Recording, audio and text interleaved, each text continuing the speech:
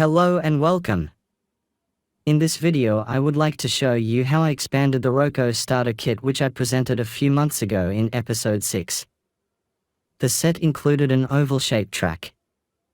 The manufacturer provided are two curves with the smallest possible radius on the H0 scale, R equals 358 mm. It also included a white Z21 Start Digital Control Center unit and a Z21 WLANMAUS.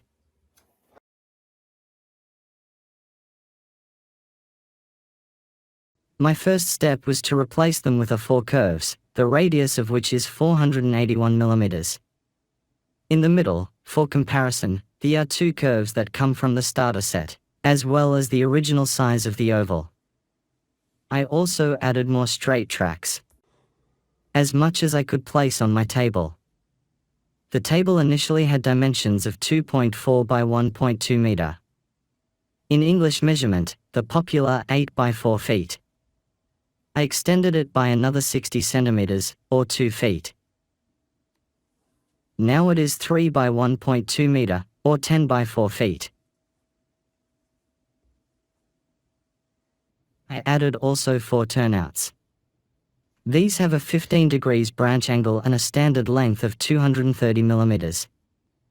My idea was to build passing single sidings on opposite straights. But, since they would be quite short, I decided to connect them with A3 and A5 curves, on the inner and outer sides of the main track. This arrangement allows for collision-free operation of two trains on the inner and outer loops. Another option is to use additional tracks as staging for two long trains or four shorter ones. Each of them can enter the main track one after another. I will present how the trains can run on that layout later in this video. The installation of a turnout and a drive I have presented them in episodes 12 and 13. I equipped the turnouts with electric drives. The drives already have a built-in decoder. The drives and the decoder are powered directly from the track. No additional cabling or external decoders are needed. This is a very convenient solution. The only downside for me is the sound of switching the turnout.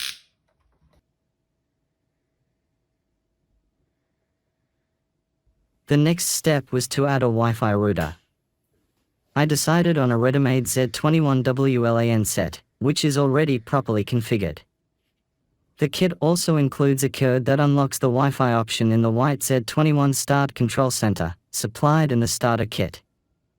After using the activation code, just connect the router to the control center using a standard network cable, the blue one here. Thanks to the Wi-Fi router, it is possible to control it using a wireless mouse, smartphone or tablet. The modem also allows you to connect the control center to a PC to control trains automatically using additional software. The next upgrade is VLAN Mouse, which is a wireless mouse. It has the same functions as multi-mouse, but additionally it has the ability to define routes. This means that with one press you can switch multiple switches at the same time. This way we can easily choose the train route. The VLAN mouse can of course be used simultaneously with a multi-mouse, for example to control another train by a second person. Here, by selecting one of the options, main or branch, which I defined earlier, I switch all four turnouts.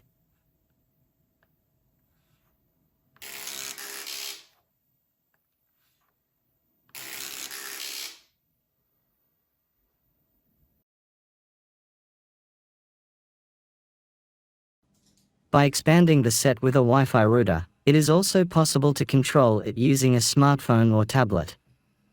The Z21 application is used for this purpose.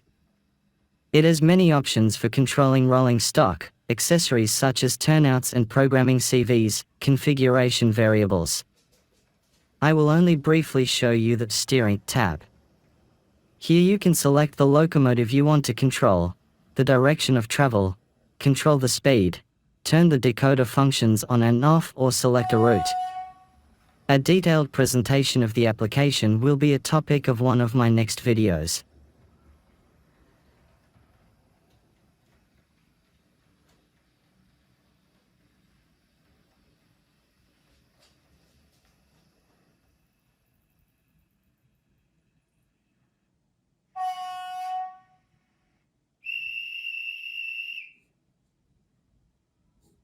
Here you can also choose the route.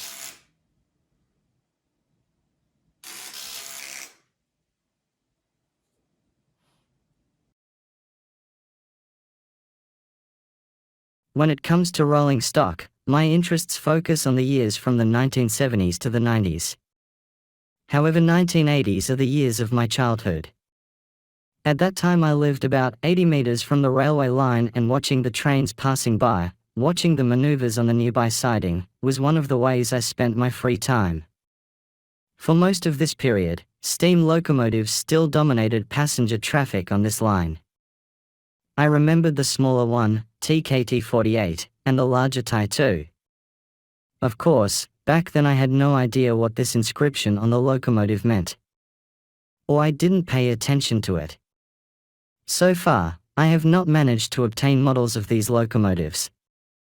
I have one steam locomotive. It is a TKT-1 with the same axle arrangement as the TKT-48. It comes from even earlier years, so it appears here as a substitute. But it's a very beautiful model. When it comes to passenger carriages, I most often saw double-decker carriages, such as this model.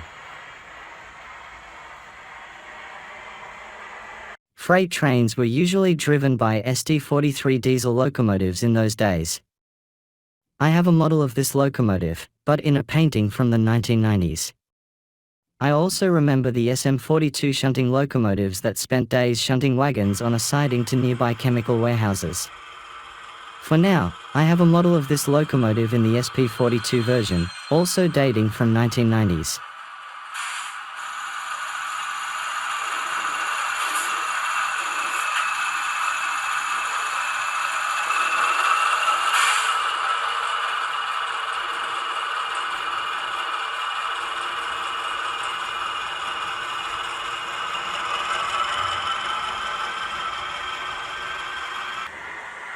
This is what my track layout looks like in top view now. As I mentioned earlier, 2 trains can run on it without collision. They run on tracks that I called side tracks.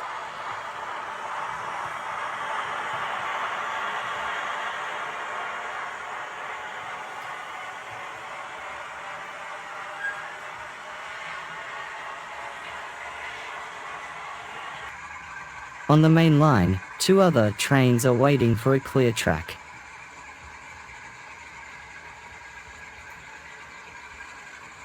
Here, trains run on curves R3 and R4.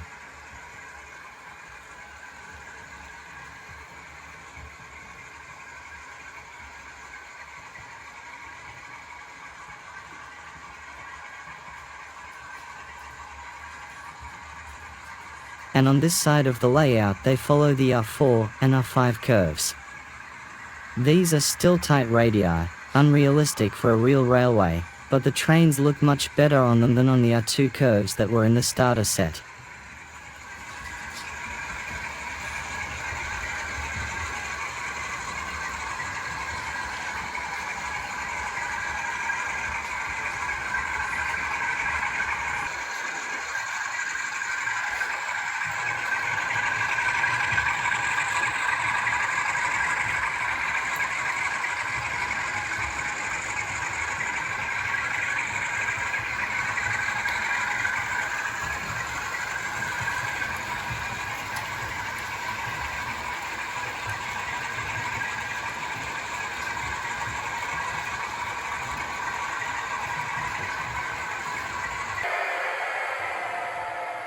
Here, the ST-44 diesel locomotive, also from 1980s, runs a train of empty coal wagons.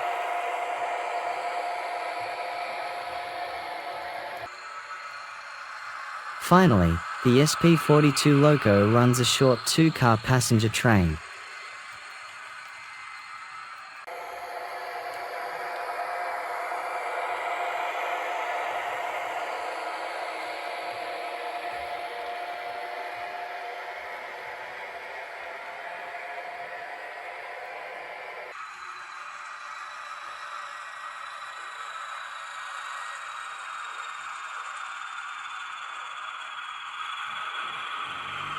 Thank you for your attention and see you in the next video. Please subscribe if you want to support my channel.